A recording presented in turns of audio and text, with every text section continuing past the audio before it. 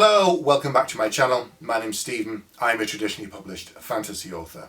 Normally I do monthly Q&As, but today I'm going to focus on one particular question and just talk about this, and I will do another Q&A later on answering a roundup of other ones. But I thought this one was quite interesting and maybe a lot of people don't know much about it, so I thought I'd focus on it and just talk around that today. And the question was sent in by someone and they said, would I ever consider making a video detailing my experience with working with a foreign publisher, translations, and how that came about. My initial trilogy, The Age of Darkness, which is published by Orbit Books, which is Battle Mage, Blood Mage, and Chaos Mage, was picked up by some overseas publishers. And this is how it works in the UK, and as far as I know, it's the same in America. So let's say Orbit, which are actually based in the UK, have offices in America as well, and what happens is they publish the book in a certain format for the UK market and Europe, and then a slightly larger format for America and Canada, and they're able to print it and sell it worldwide technically,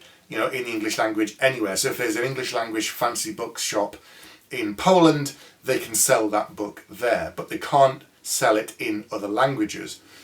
And at two events, but also throughout the year, my agent will talk to overseas publishers. Now, the two events I was talking about are the London Book Fair and the Frankfurt Book Fair. And this is where publishers gather, but also agents and also scouts for other publishers in other territories.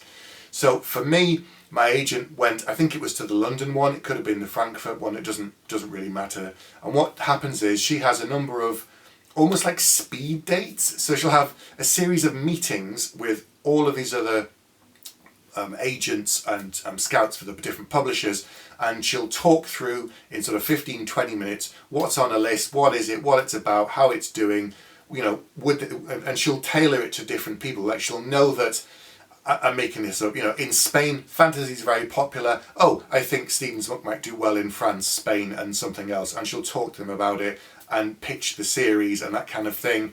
I think sometimes they get a copy and they'll then read it, or sometimes they'll just kind of request a copy and get an ebook and start reading it. If they like it, they'll then make an offer. So on my initial trilogy, I was picked up in France and Germany. So the first book, Battle Mage, I'll show you the German cover.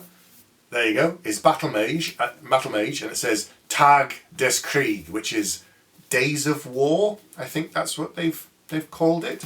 And I'll show you the French cover, and everybody loves this French cover for the first book. It's called Mage de Guerre, a Mage of War. Look at that, just look at that. It's pretty epic, isn't it? I think it's pretty spectacular. And that's published by Bragelonne. I should say my German publisher is Piper. They published the first trilogy, and Bragelonne published the first trilogy in France. How it works with each overseas territory really depends upon them, depends upon the book, and it depends upon how much involvement they want from the author. So with me, the French publisher, I probably had more contact with them, more conversations. They've obviously hired a translator, and they will translate the whole book from English into French. And if they have any questions about characters or pronunciation or particular words, they'll get in contact with me and we'll talk it through. I think I may have had one short email conversation with the French translator, but not much at all, and I had no contact with the German translator either. And the other thing to remember is with German books, when they're translated from English, they're typically a little bit longer, not massively, but the volume can go up a bit, and that obviously affects the price and paper, and that's something that kind of goes into the business consideration. I didn't have a lot of input on the French covers. Obviously, I had a lot of input on all of my UK covers and English language ones, but I didn't. I was told about what was going to be on the covers, and to be fair, I'm really happy with them. They look pretty good, especially the French covers. They're just absolutely wonderful. And that's kind of the involvement. I didn't really get much more than that. And I should also say, talk about the money side a little bit. What it means is they will give you an advance, much like another publisher. So in France, Bragelonne gave me an advance for the whole trilogy, so much per book, and it's not split up the same way as it is with your sort of native language. So when I was published by Orbit, they gave me a certain amount for the advance. It's split into 3 books, and then that advance is split into 3 again, for where you typically hand in the first draft later on a further step down the road when, you know, a book is almost ready, they've gone through a number of revisions, and then the third is published when that book comes out and it lands on the shelves. It doesn't work that way with the overseas international sales and rights. They just give you an advance per book, and they pay you one chunk per book, and then when the second book is published, the second chunk, and then the third book. So you don't get a massive lump sum straight away all at once. Typically, overseas advances are smaller. That's just kind of the nature of the business. Not always true, but, you know, in my experience and from talking to other fantasy authors and sci-fi authors, that's fine. And if you think about it, I'm not being smug, but in some ways it's kind of free money, as in I've already written the book, I've already got the English language deal, it's coming out and stuff's going to happen. I don't actually need to do a lot. If they want me to get involved, I'm happy to do it. I'm happy to do any PR and interviews and stuff, but because I don't speak French or German, I didn't have much contact with, you know, blogs or websites or YouTube channels or something. But if they wanted to get in touch with me, they knew they could. But actually I got a little bit more involved in the French publisher's side because I ended up going on a couple of trips to France. So Battle Mage, or Mage de Guerre, was nominated for the inaugural Hellfest Inferno Award. So if you don't know what Hellfest is, this is a large heavy metal festival that happens in France. And much like, you know, Glastonbury is out in the countryside with loads of bands and it goes on for days, from what I've been told, Hellfest is very much the same kind of thing, but it's more of a rock and heavy metal focus. And all of the big names, all of the big, you know, things you can think of in that space have been.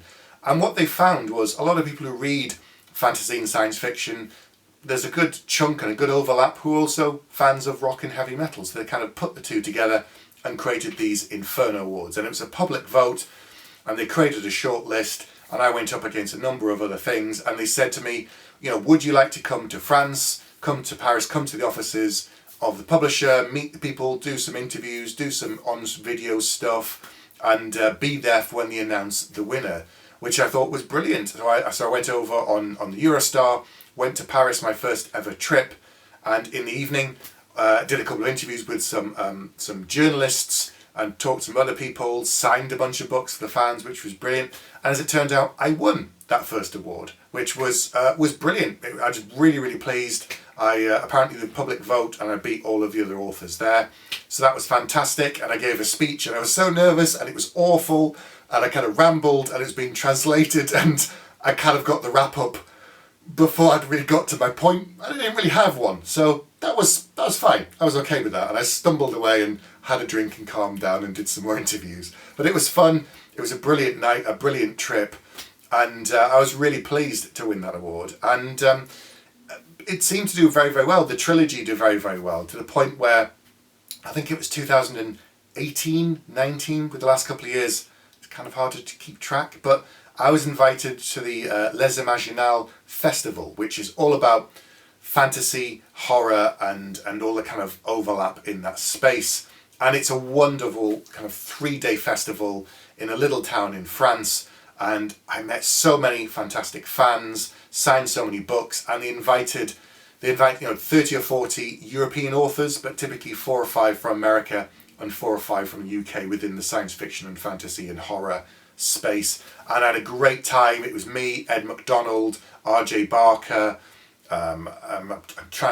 Christopher Priest, Stephen Erickson was there, Robin Hobb was there, who'd come over obviously from America, and I'm forgetting some because it was just kind of a whirlwind trip of signing books and doing panels, and best event I've ever been to, and that was wonderful. So I've only had a brilliant experience with my French fans and with the French publisher, so I'm hoping that more of my series gets translated so I can go back and do more with them again.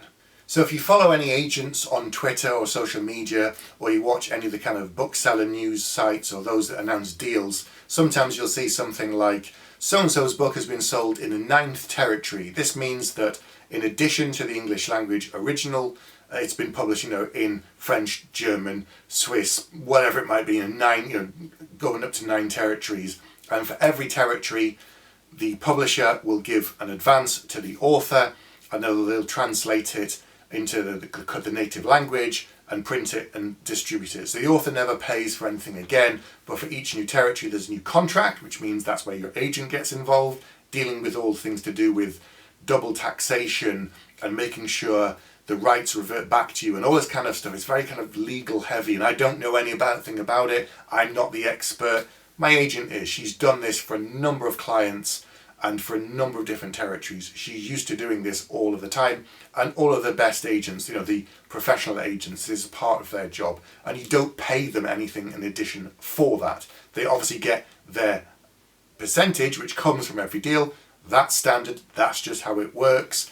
It's not behind your back. You're told about all of this up front, and it works the same way there again in terms of the advance. So let's say, for sake of argument, I got £5,000 for my advance for each book in France, £15,000, or francs as it's translated, wherever it might be, it works into £15,000. I would have to earn out that advance in sales in France before I then start getting royalties from France. Now, as it happens, I have earned out on my French advance, so I do get royalties every year, I think it is. I'll get a statement from my French publisher saying, sold this many of these books, and here's the money that you've got for the sales. So it's done very, very well. Trilogy's done really well, and the first trilogy, and I'm hoping they'll pick up more in the future.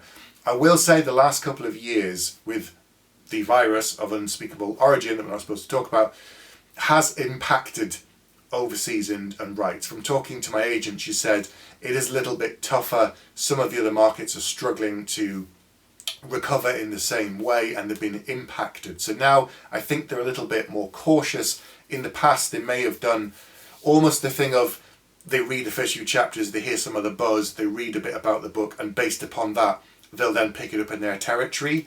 Where, with some books, if you're further down the line as an author, you don't have to have completed the novel before the publisher will take it on. And I feel it's almost, comparable to that, but with the way the situation is now, some are being more cautious. So if a book sells absolutely gangbusters and does brilliantly, then some other territories will just buy it because they know their market and they know it'll do really well with them. But others might sort of say, well, we're not sure, we'll see how it sells. And after a year, even 2 years, some books are then being picked up for overseas territories. So it's not a case of your book comes out in January, and if you haven't had any overseas, sales within the next couple of months, it's never going to happen. It's not like that now, and the market is changing. So I think if book sales and selling improves over the next few years, then we might start seeing more overseas sales of, science fiction and fantasy books. I certainly hope so for myself, but also for all of my colleagues out there, all of the other fantasy and science fiction writers, because it's another source of income which can hopefully contribute to a full income so that more authors can write full time, because that's the goal ultimately. It's to have enough income streams that you can then produce something to live on and go and write more books full time. So a little bit more information, hopefully that's useful, gives you a bit more insight into how it works. If I missed anything, you've got any other questions about this, drop me a line below, post a comment and get in touch with me. But that's all I'm going to talk about for today. I'll be back next week with another video.